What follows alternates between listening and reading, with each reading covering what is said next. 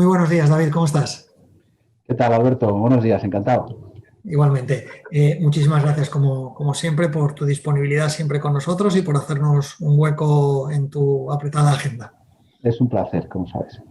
Como sabes, estas confidencias lo que intentan es, bueno, pues transmitir al sector la visión de los principales agentes que estáis involucrados, de cómo además la estamos haciendo, pues no sé si estamos haciendo 4, 5, 6 mensuales, para que vayamos viendo la evolución del sector inmobiliario durante este estado que nos ha tocado vivir, ¿no? No sé si llamarlo estado de alarma, crisis, pandemia, como queramos llamar, pero sobre esta nueva forma de hacer las cosas, ¿no? Entonces, una de las primeras cosas es, si echas la vista atrás en tu organización, David, me gustaría que nos contaras qué habéis aprendido en estos meses, qué es lo que ha pasado y qué habéis aprendido.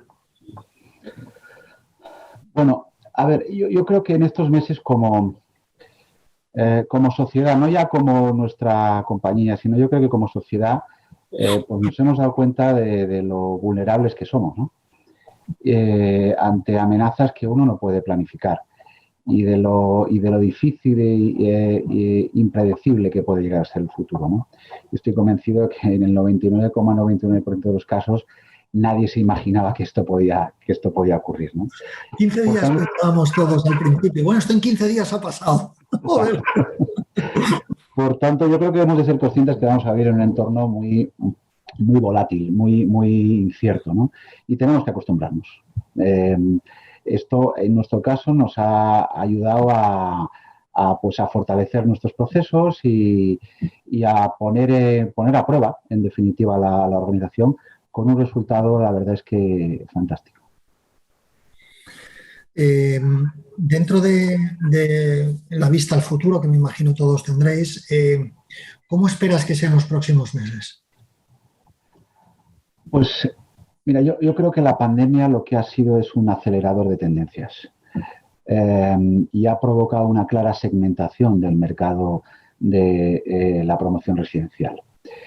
Hemos visto que la demanda destinada a los tickets más bajos se está desplazando claramente hacia el alquiler. Hemos visto que la demanda en el segmento más alto ahora mismo está en modo pausa, esperando a ver cómo evolucionan los acontecimientos. Es una demanda más dedicada a la inversión. Cuando nos dices segmentos altos, segmentos bajos, quiero entender a qué llama segmento bajo vuestro o segmento bajo sociedad. Porque Segmento, segmento bajo vuestro tengo entendido que vosotros no estáis en VPO, no estáis en VPT, sí. ¿no?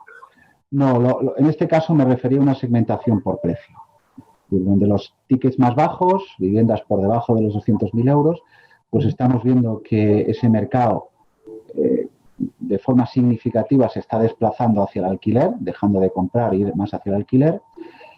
Los tickets por encima del millón, pues también ahora mismo ese mercado está más en pausa. Sí. Normalmente tiene unos criterios de inversión distintos y posiblemente pueda estar esperando una situación más de oportunidad. Y en cambio, el segmento de vivienda de reposición, que es el segmento en el que AEDAS pues está principalmente dedicado, hemos visto un crecimiento importante de las ventas. Posiblemente la pandemia ha sido un catalizador que haya provocado un cambio de mentalidad en muchas familias que venían posponiendo la decisión del cambio de vivienda, y esto ha servido para que pues se acelere esa toma de esa decisión, ¿no?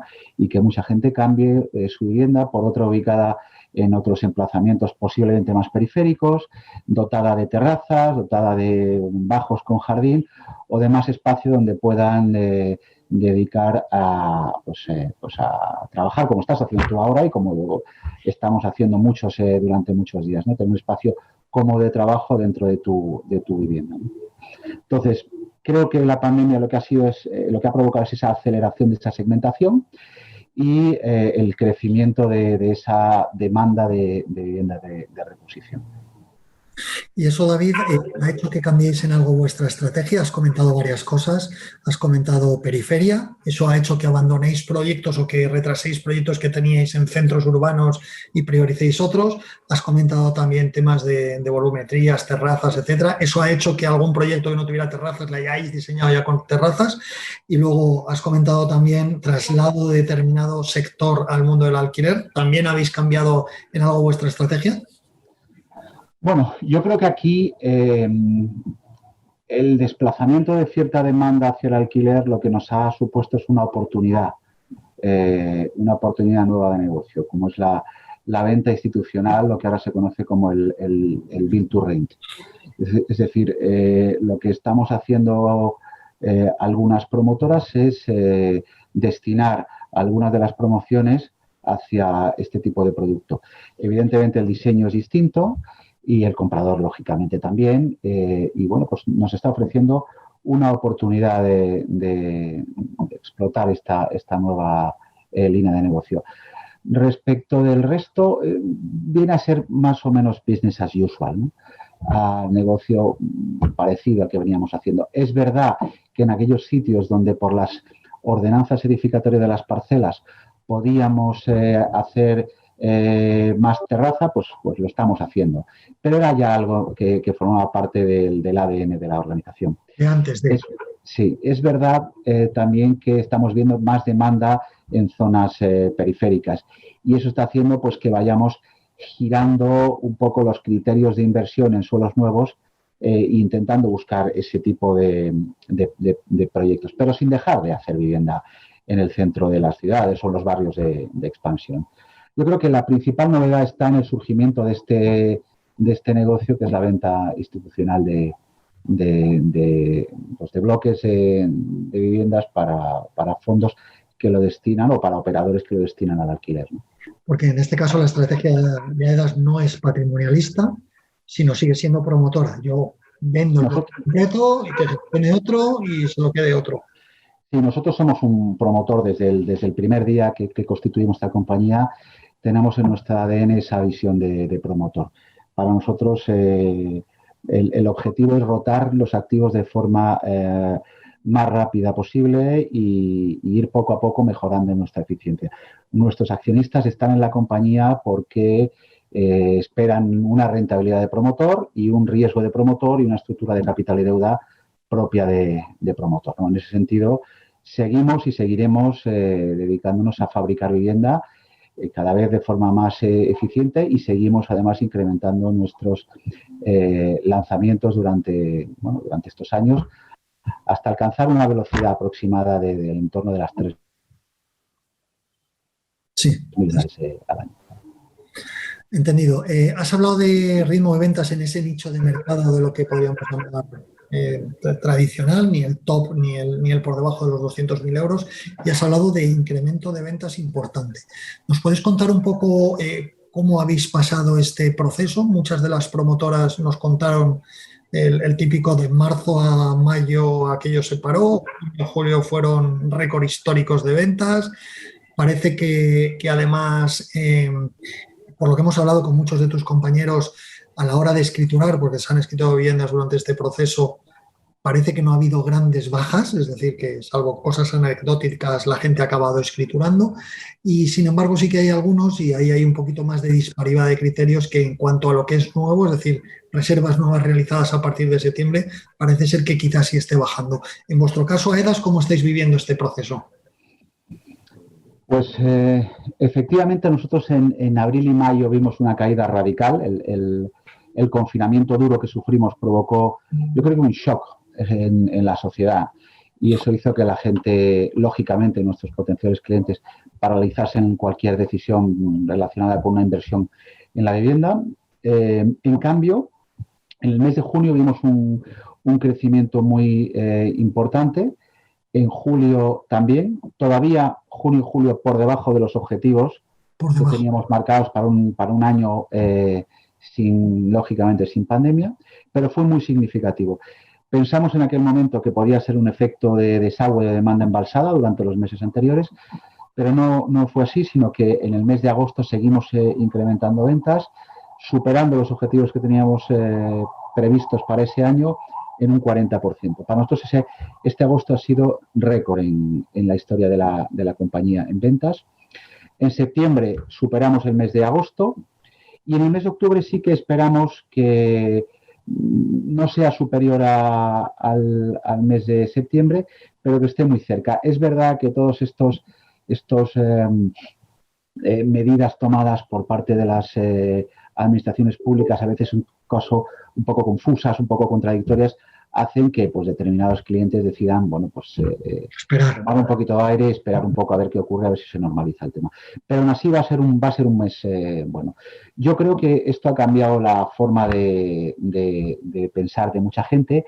Creo que nos estamos acostumbrando a convivir con esta circunstancia y estamos empezando a superarlo, ¿no? Bueno, pues es algo que nos va a acompañar posiblemente en el corto plazo, en el medio plazo algún tiempo y a lo mejor se vuelve a producir otra situación parecida en el largo. Por tanto, lo estamos metiendo ya dentro de la ecuación de nuestras vidas e intentando normalizar la vida. No espero que las ventas de viviendas vayan a sufrir una caída significativa por el confinamiento parcial que estamos teniendo ahora en estas fechas.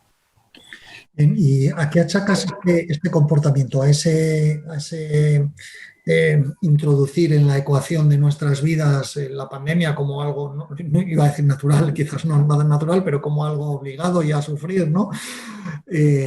Como el que tiene que pagar impuestos, bueno, pues no nos gusta, pero ahí está, hay que hacerlo y es por el bien de la sociedad. Pero también por el otro lado, David, no podemos obviar que la gente y los grandes gurús económicos están hablando de una caída del PIB y de que tendrá que venir la crisis económica en algún momento y que este sector es siempre muy cercano a las crisis económicas, ¿no? Sí, eso que dices es verdad, pero mira, tienes que tener en cuenta que nuestra industria es muy pequeñita. Es una industria pequeña y afortunadamente es una industria solvente. Si la comparamos con otros momentos de nuestra historia, pues en términos de números, fíjate, este año pasado entregamos 50 y pico mil viviendas, no llegó a las 60.000. Y en el año 2007 creo recordar que fueron 370.000 viviendas las que se entregaron, si bien había en producción muchísimas más, ¿no? Entonces, al final, pues estamos en un porcentaje pequeño de lo que pudo ser la actividad de nuestro sector. Pero si lo comparamos con nuestros pares nuestros europeos, también vemos que estamos por debajo de lo que debería estar este país. En el Reino Unido se están entregando en el año 19 250.000 viviendas. En Alemania 300.000 y en Francia 400.000. Insisto, en España solo se entregaron 50 y pico mil y este año posiblemente estemos un poquito por arriba, pero del entorno de las 60.000, ¿no? Entonces, no hay una justificación demográfica para que exista esa diferencia en cuanto a la actividad de nuestro sector con otros países. Deberíamos tener un sector mucho más grande porque la demanda existe y es una demanda claramente insatisfecha.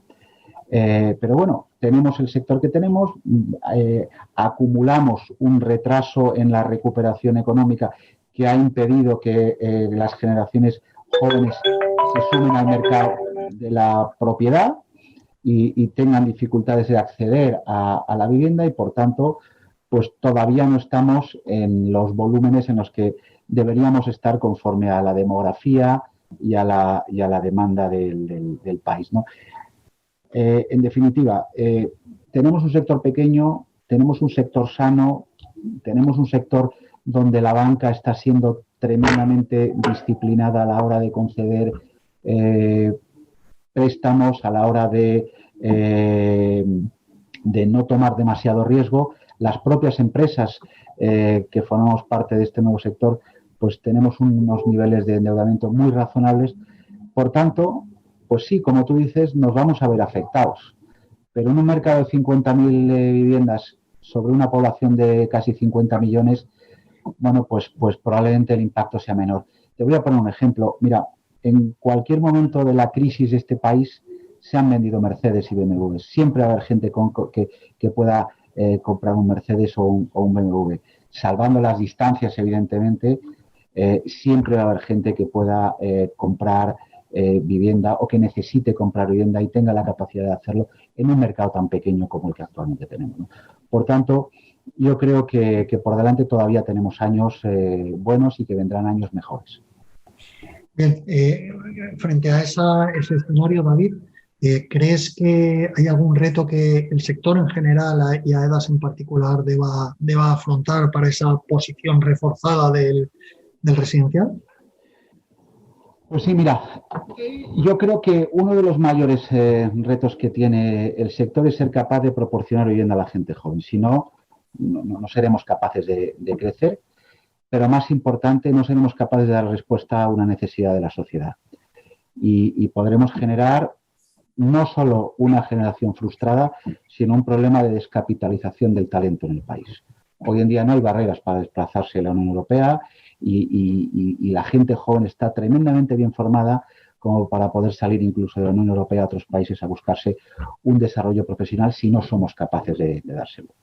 Y si no hay un hogar, es muy difícil que la gente joven pueda crear una familia, echar raíces y poder desarrollarse profesionalmente y poder desarrollar un proyecto vital. Y para que haya un hogar hace falta una vivienda. Con lo cual, ese es un reto tremendamente importante que tenemos como sociedad. Ya como industria, pues tenemos muchas cosas que mejorar. Todos hemos hablado del tema de las licencias, hemos hablado de digitalizar nuestra actividad, pero para mí uno de los más importantes es el gran reto que tenemos con la industria de la construcción, que es la base de nuestra actividad. Si nos fijamos, en general, en los últimos 15 años, prácticamente la mayoría de las actividades han sufrido una transformación de su modelo de negocio. Allá donde miremos, prácticamente todo o bien ha desaparecido o bien ha modificado su modelo. Por poner algunos ejemplos, el comercio con el surgimiento de los Amazon y compañía, pues ha provocado que los grandes almacenes se tengan que reinventar. Los hoteles con Airbnb, el transporte privado con los Cabify y con los Uber, la prensa con el surgimiento de los medios digitales, todos han cambiado los modelos de negocio. Hoy en día no compramos un coche en un concesionario, lo compramos en un iPad. Bueno, pues todo ha cambiado salvo la industria de la construcción. Seguimos construyendo de forma tradicional, seguimos construyendo de forma artesanal, de forma ineficiente, improductiva. Pero el problema viene porque esa industria está sufriendo, o ha sufrido, mejor dicho, una interrupción de la cadena de transmisión de su conocimiento entre padres e hijos, que era la fuente de conocimiento que alimentaba a las nuevas generaciones de oficios, ¿no? Con la crisis pasada, esa cadena se interrumpió, los más mayores se jubilaron y la gente joven se reubicó en otras industrias. Ahora mismo tenemos una población dedicada a la construcción de 1,3 millones de personas, cuando hace 10 años o más teníamos 3 millones. Y esto cada vez va a ir a peor. Estamos viendo que cada vez que hay un incremento de la demanda de construcción, los precios se disparan. Las constructoras empiezan a sufrir. Los oficios se van cambiando de una obra a la otra con el impacto que tiene eso en la calidad, en los plazos, etcétera. Y esto no tiene solución, esto va a ir a peor. No hay mano de obra que quiera dedicarse a esto. Los españoles ya no queremos subirnos a un andamio, cosa que entiendo, por otro lado. Es perfectamente comprensible, pero eso está haciendo que se reduzca esa población dedicada a la construcción. Y la mano de obra que viene fuera no está cualificada. Por tanto, necesariamente tenemos que ser conscientes de que tenemos que ir hacia otro modelo, un modelo más industrial, un modelo donde utilicemos métodos nuevos de construcción, donde además nos permitan reducir el plazo de forma significativa de entrega de nuestras obras y por supuesto, mejorar la calidad. Tenemos que pensar que en el mundo en el que estamos viviendo ya no solamente competimos por comprar los mejores suelos, ya no competimos por conseguir los clientes, ahora también vamos a competir por capital. El capital, como sabes, no tiene ni patria ni bandera.